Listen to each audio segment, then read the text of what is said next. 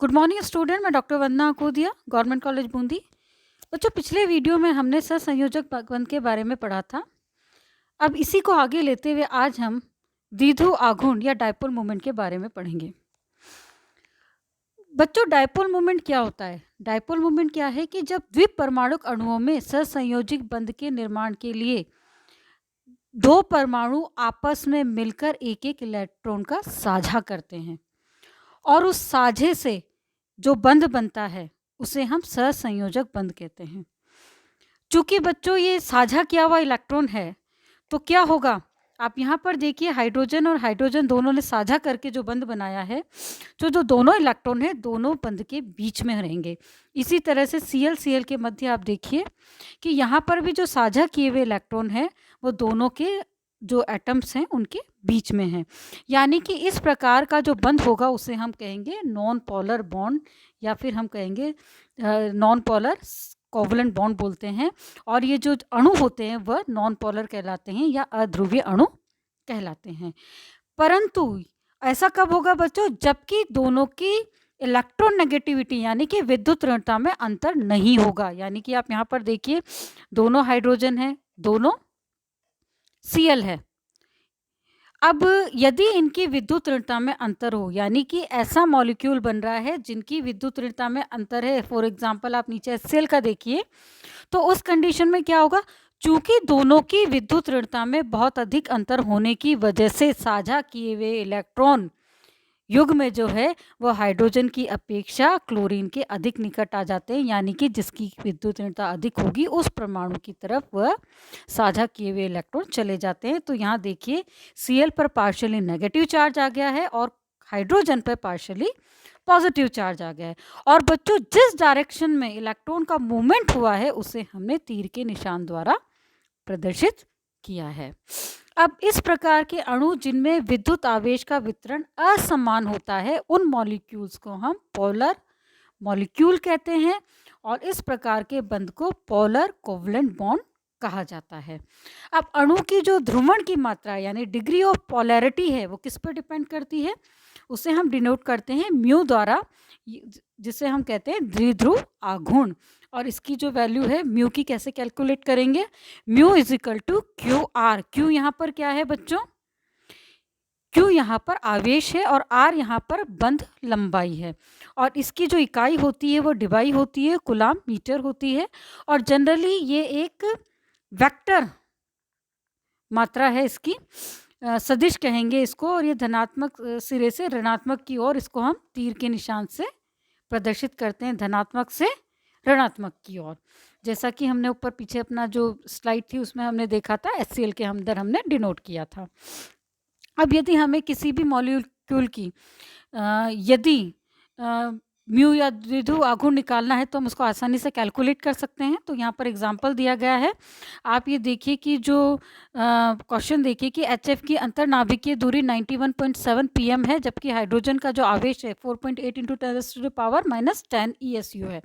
तो जो Q की वैल्यू दी हुई है, R की वैल्यू दी है, R की वैल्यू आपको किस में दी हुई है? ESU में दी हुई है। इसको आपने कन्वर्ट किया है सेंटीमीटर में। उसके बाद जब आप म्यू की वैल्यू कैलकुलेट करेंगे तो जो वैल्यू आती है वो 440.16 इंटू 10⁻⁻10 आती है। यानी 1D किसके इक्वल होता है? 10⁻⁻8 सेंटीमीटर ESU के। अब बच्चों, जो अब बात की है अपने रासायनिक बंध का द्विध्रुव आघूर्ण। अब बहुत सारे जो किसी भी ध्रुवीय बंध में जो परमाणु उपस्थित होते हैं उनके आवेश तथा बंध दूरी का गुणनफल जो होता है द्विध्रुव आघूर्ण के बराबर होता है। तो अध्रुवीय पदार्थों के लिए क्या हो जाएगा? Q की वैल्यू 0 हो जाएगी। तो Q की वैल्यू 0 होते ही क्या हो गया कि उसमें आयनिक कैरेक्टर निहित नहीं होगा। यानी कि वह जो बंध है उसके लिए 100% वो आयनिक बंध होगा और उसमें किसी भी तरह का सहसंयोजक बंध नहीं होगा। तो इस प्रकार जो इलेक्ट्रॉन है उसका पूर्ण तरह स्थानांतरण हो जाता है। यदि अपन आयनिक बंध बोलेंगे तो हमको दूसरे शब्दों में यही कहा जाएगा।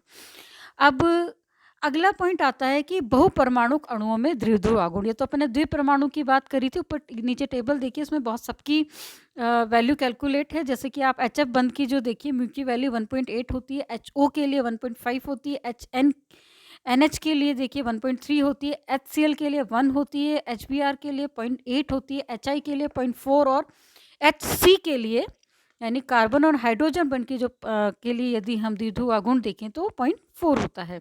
अब आता है बहुपरमाणुक अणुओं में द्विध्रुव आघूर्ण। किसी बहुपरमाणु अणु का द्विध्रुव आघूर्ण उसके विभिन्न बंधों के आघूर्ण के सदिश योग के बराबर होता है।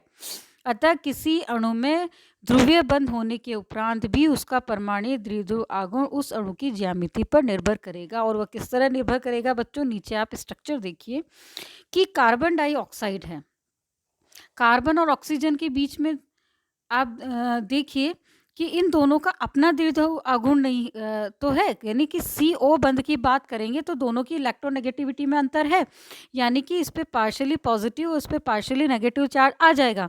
मगर यदि हम कार्बन डाइऑक्साइड की बात करें तो आप यहाँ पर देखिए कि एक द्विध्रुव आघूर्ण का डायरेक्शन यहाँ पर, एक यहाँ पर है, तो टोटल जो द्विध्रुव आघूर्ण होता है वह 0 हो जाता है।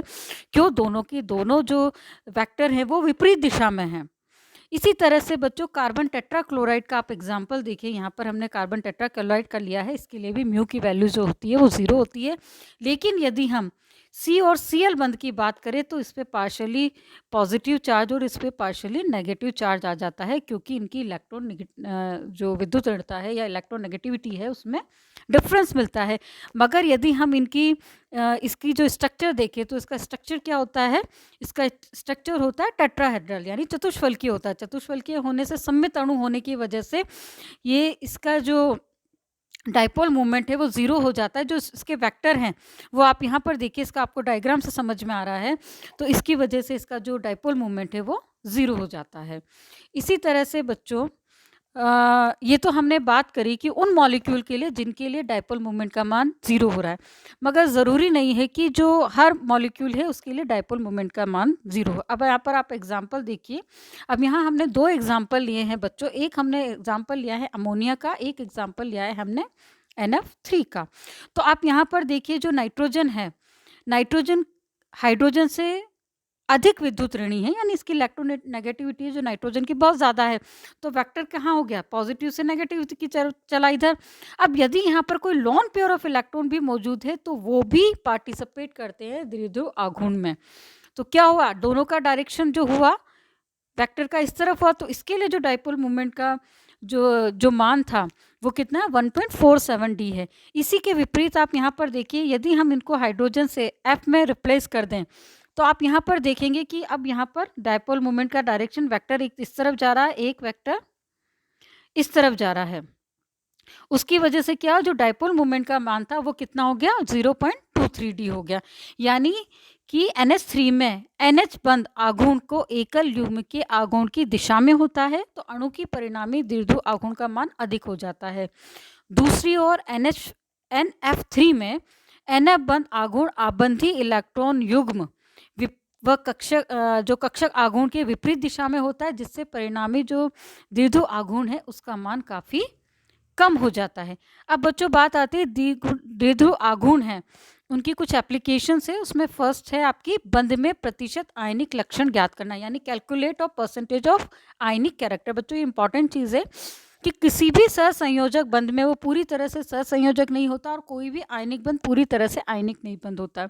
यानी कि उसमें यदि दोनों अणुओं के मध्य में इलेक्ट्रोनेगेटिविटी में अंतर है, दोनों एटम्स के बीच की विद्युत ऋणता में अंतर है, तो इस विद्युत ऋणता की वजह से उनमें जो डाइपोल मोमेंट पाया जाता है उससे हम किसी भी मॉलिक्यूल की जो उसमें कितना % ऑफ आयनिक कैरेक्टर है उसको हम कैलकुलेट कर सकते हैं। तो बच्चों यहाँ पर ये टेबल में देखिए कि हमने कुछ मॉलिक्यूल्स लिए हैं और उनके लिए हमने म्यू भी कैलकुलेट किया हुआ और हमने उनकी विद्युत ऋणता का अंतर भी निकाला है।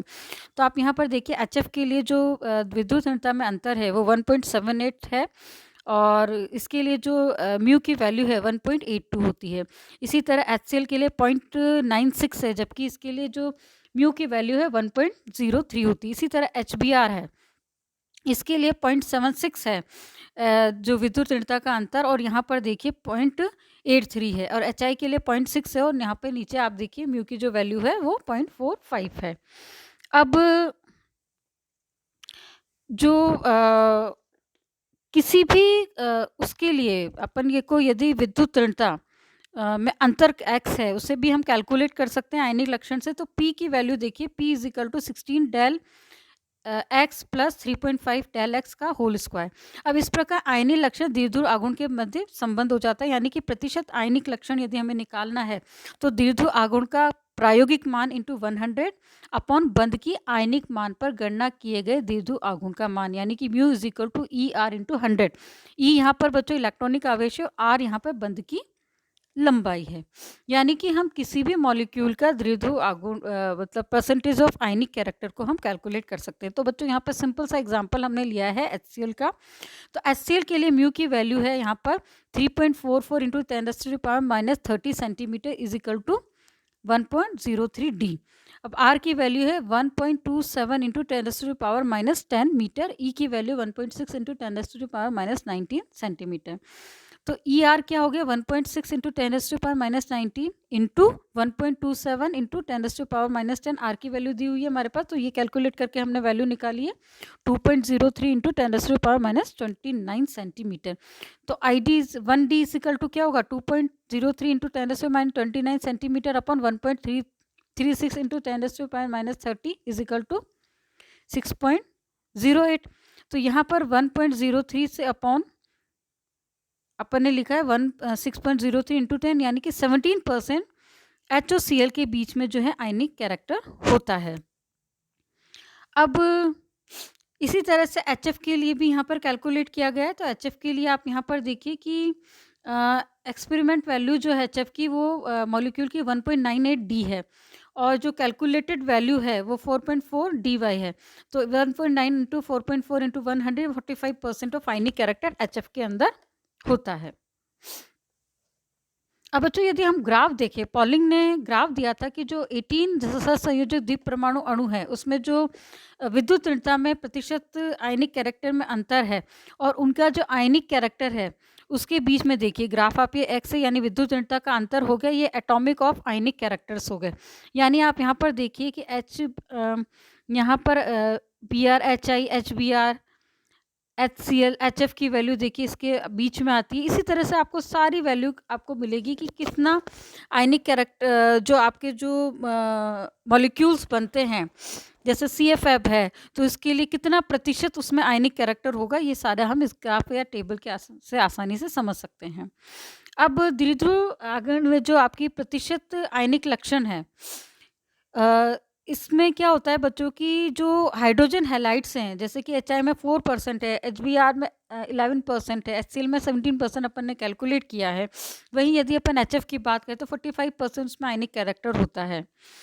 तो ये सब चीज़ें हम इससे जो हमने फार्मूला दिया है वहाँ से हम आसानी से कैलकुलेट कर सकते हैं।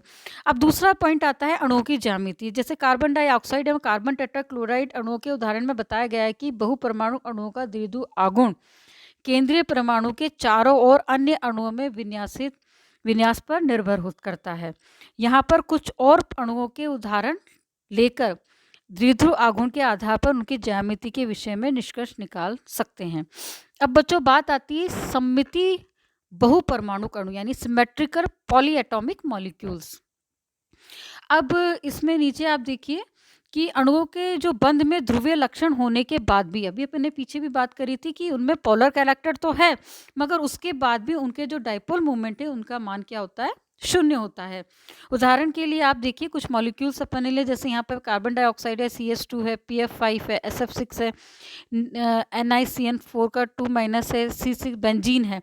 तो आप फर्स्ट एग्जांपल बोरोन का देखिए, सेंटर एटम है, यहाँ पर आप देखिए इसका जो डाइपोल मोमेंट है वो 0 है। इसी तरह PCl5 है, इसी तरह SF6 है। अब बात आती है असममित बहुपरमाणु कण, यानी एसिमेट्रिक पॉलीएटॉमिक मॉलिक्यूल से। इसमें हमने फर्स्ट एग्जांपल वाटर मॉलिक्यूल दिया है, दूसरा हमने SO2 के लिए कैलकुलेट किया है। तो वाटर के केस के अंदर आप देखिए कि इसका जो डाइपोल मूवमेंट है, यहाँ पर ऑक्सीजन हाइड्रोजन से ज़्यादा इलेक्ट्रोनेगेटिव है, तो इसका डायरेक्शन जो वेक्टर का है वो इस तरफ से। तो हमारी जो कैलकुलेटेड वैल्यू है, जो हमारी इसका जो द्विध्रुव आघूर्ण है, डाइपोल मूवमेंट है, वो 1.85 होता है। इसी तरह से सल्फर डाइऑक्साइड की बात करें तो सल्फर की जो विद्युत ऋणता है ऑक्सीजन के कंपैरेटिवली कम होती है, तो डायरेक्शन नीचे की तरफ है, और इसके लिए जो वैल्यू होती है 1.60 डी के इक्वल होती है। अब सल्फर डाइऑक्साइड में अणु में 1.60 डी है। इससे पता चलता है कि सल्फर के दोनों ओर ऑक्सीजन परमाणु एक सरल रेखा में स्थित होते हैं, बल्कि जल में ये वी आकार में झुके हुए होते हैं। अब सिस और ट्रांस समवायी के बीच में भी हम इसमें आसानी से अंतर कर सकते हैं। जैसे अणुओं में यदि सिस व ट्रांस समवायों के मध्य अंतर करने के लिए भी द्विध्रुव आघूर्ण एक महत्वपूर्ण तकनीक है। ट्रांस समवायी में चूंकि एक से परमाणु तथा आयन एक दूसरे के विपरीत दिशा में होते हैं। अब बच्चों यहाँ पर ट्रांस देखिए, ट्रांस के अंदर क्या Cl इधर है, Cl इधर है, H इधर है और यहाँ पर NH3 है। यहाँ पे भी NH3 है, यहाँ पर भी NH3 है, यहाँ Cl है, Cl है। यहाँ पर देखिए सिस पोजीशन में दोनों Cl एक तरफ हो गए। तो आप यहाँ पर देखिए कि अब यदि हम प्लेटिनियम है तो इसमें यदि हम वैल्यू कैलकुलेट करें तो आप ये देखेंगे कि इन दोनों के बीच में जो डाइपोल मोमेंट है उसको हम आसानी से समझ सकते हैं। अब आप यहाँ पर ये देखिए कि ट्रांस समवायी में कुल द्विध्रुव आघूर्ण का मान तो 0 हो जाएगा। क्यों हो जाएगा? क्योंकि दोनों विपरीत दिशा में Cl है।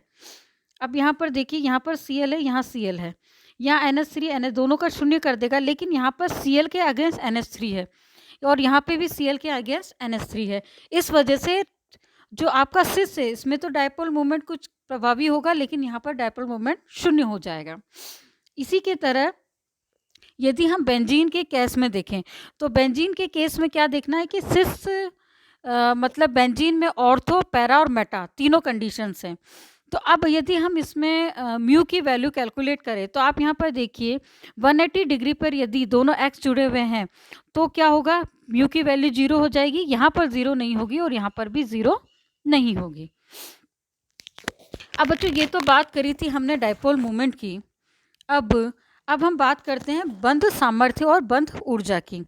यानी किन्हीं दो या अधिक परमाणुओं के आपस में संयोग से बने अणु के में विभिन्न परमाणुओं के मध्य रासायनिक बंध बनते हैं और अणु का जो स्थायित्व है उनके परमाणुओं के मध्य जो बंध बनता है उसकी बंध की सामर्थ्यता पर निर्भर करता है। यानी कि किसी अणु के परमाणुओं के मध्य बने बंध का बंध सामर्थ्य जितना अधिक होगा वह बंध उतना ही अधिक स्थायी होगा। तो किसी बंध के स्थायित्व को उसकी ऊर्जा से हम कैलकुलेट कर सकते हैं। जिसकी बंध की जो बंध ऊर्जा है जितनी अधिक होगी वह उतना ही अधिक स्थायी होगा। यानी हम कह सकते हैं कि बंध ऊर्जा एक मोल सहसंयोजित यौगिकी गैसीय अवस्था में बंधों के वियोजन द्वारा परमाणुओं में बदलने के लिए आवश्यक ऊर्जा होती है। बंध ऊर्जा की डेफिनेशन क्या होगी कि बंध ऊर्जा एक मोल सहसंयोजित यौगिकी गैसीय अवस्था में बंधों के वियोजन द्वारा यानी कि डिसोसिएशन द्वारा परमाणुओं में बदलने के लिए जितनी ऊर्जा हमें देनी पड़ेगी उसे हम उसकी बंध ऊर्जा कहते हैं। यानी H2 जो गैस है उसको 2H में बदलने के लिए हमें कितनी एनर्जी देनी पड़ेगी, कितनी ऊर्जा देनी पड़ेगी? 435 किलो जूल पर मोल। इसी तरह से बच्चों आप यहाँ पर देखिए, यहाँ पर हमें CH4 के लिए, CH3 के लिए, CH2 के लिए, इन सब के लिए हमने जो एनर्जी जो हमारी बंध ऊर्जा है उसे हमने कैलकुलेट किया हुआ है। यानी कि हमें मीथेन से एक प्रोटॉन हाइड्रोजन निकालने के लिए हमें 427 किलो जूल पर मोल एनर्जी देनी पड़ेगी। दूसरा है प्रोटॉन निकालने के लिए 439 किलो जूल पर मोल और फर्दर एक और प्रोटॉन निकालने के लिए, हाइड्रोजन निकालने के लिए हमें 452 किलो जूल पर मोल और इसी तरह से एक और हाइड्रोजन निकालने के लिए 447 किलो जूल पर मोल हमें ऊर्जा देनी पड़ेगी। तो यदि हम इसकी कैलकुलेट करें जो बंध सामर्थ्य वो कितनी आती है? 1665। अब बात आती है कि बंध ऊर्जा को कौन कौन से कारक प्रभावित करते हैं। पहला आता है बंध क्रम, यानी किसी बंध की बंध सामर्थ्य दो परमाणु के मध्य जो बंध बनता है उसके बंध क्रम पर निर्भर करती है। यानी कि जिन नाभिकों तथा इलेक्ट्रॉन के बीच आकर्षण बल बढ़ जाता है और बंध सामर्थ्य बढ़ती है। यानी कि यदि हम कार्बन कार्बन एकल बंध, द्विबंध और त्रिबंध की बंध ऊर्जाएं जो होती है वो किस तरह से होती है? जो एकल बंध है वो 347, जबकि डबल बॉन्ड के लिए 611 और जो हमारा ट्रिपल बॉन्ड होता है उसके लिए 837 किलो जूल पर मोल एनर्जी होती है। यानी कि जो ट्रिपल बॉन्ड है उसके तोड़ने के लिए हमें बहुत अधिक ऊर्जा देनी पड़ती है। सेकंड आता है परमाणु का आकार, यानी छोटे आकार वाले परमाणु बड़े आकार वाले परमाणु की तुलना में अधिक प्रबल बंध बनाते हैं, यानी कि जितना छोटा आकार होगा परमाणु का उतना ही वो स्ट्रॉन्ग बॉन्ड फॉर्मेशन करेगा। छोटे आकार के परमाणु में कक्षकीय अतिव्यापन बड़े परमाणु की तुलना में अधिक होता है, जिससे उनमें प्रबल बंध बनते हैं, और बड़े आकार होने पर परमाणुओं में नाभिक तथा साझा किए हुए इलेक्ट्रॉनों के बीच लगने वाले आकर्षण बल कम हो जाते हैं। और आप नीचे एग्जाम्पल देखिए, जैसे एच हाइड्रोजन और हाइड्रोजन के मध्य जो बंध बनता है उसकी जो बंध ऊर्जा है वो 435 होती है, HCl के लिए 431 होगी, HBr के लिए 368 हो गई और HI के लिए 297 हो गई। इसी तरह से बच्चों बंधित परमाणु की संकरित अवस्था यानी हाइब्रिडाइजेशन पे भी डिपेंड करता है। अब आप यहाँ पे बंध सामर्थ्य देखिए, अपन कार्बन की हाइब्रिडाइजेशन देखते हैं। आप यहाँ पर देखिए sp3 हाइब्रिडाइज, ये sp2 है, ये sp है। यदि हम s कैरेक्टर देखें तो इसमें 25% है, इसमें 33.3% है, इसमें 50% है। तो कार्बन की जो विद्युत ऋणता है वो 2.48 है और यहाँ पे 2.47 है, यहाँ पे 3.25 है। तो उनके लिए देखिए बंध ऊर्जा जो है ट्रिपल बॉन्ड के लिए हमें बहुत अधिक ऊर्जा देनी पड़ेगी, डबल बॉन्ड के लिए कम, डबल बॉन्ड से जुड़े हुए कार्बन के लिए कम, और जो sp3 हाइब्रिडाइज कार्बन है उससे जुड़े हुए के लिए और भी कम एनर्जी हमें देनी पड़ेगी। इसी तरह से जो बंधित परमाणु की विद्युत ऋणता में अंतर, यानी कि यदि इनकी विद्युत ऋणता में अंतर होगा वो भी जो हमारे बंध की जो स्ट्रेंथ है यानी कि जो बंध सामर्थ्य है उस पर निर्भर करती है। तो हम इसको कैलकुलेट भी कर सकते हैं। तो इसका फॉर्मूला दिया गया है EAB is equal to half bracket में EAA प्लस EBB ब्रैकेट बंद प्लस 23.06 XA माइनस XB, यानी विद्युत ऋणता का अंतर उसका होल स्क्वायर हो गया। इससे हम कैलकुलेट करते हैं। तो बच्चों यहाँ HF, HCl, HBr, HI की बंध बॉन्ड बने हुए हैं, इनमें विद्युत ऋणता में अंतर देखिए 1.HF की हमने पहले भी कैलकुलेट किए बताया था आपको। अब यहाँ पे आप बंध ऊर्जा में देखिए कि HF जो है वो ज़्यादा स्ट्रॉन्ग है कंपैरेटिवली अलग, यानी कि यदि विद्युत ऋणता में अंतर बहुत अधिक हो गया तो वो है जो बंध सामर्थ्य उसको बढ़ाएगा, यानी बंध की स्ट्रेंथ को बढ़ाएगा।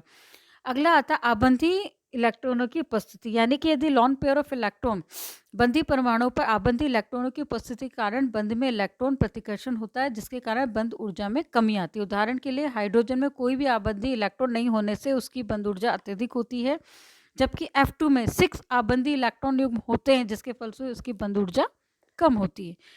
अब अगला पॉइंट है अनुनाद। अनुनाद द्वारा स्थायी रहता है, रेजोनेंस स्ट्रक्चर स्थायी रहते हैं, और अणुओं में यदि अनुनाद पाया जाएगा तो वह स्टेबिलिटी को बढ़ा देगा।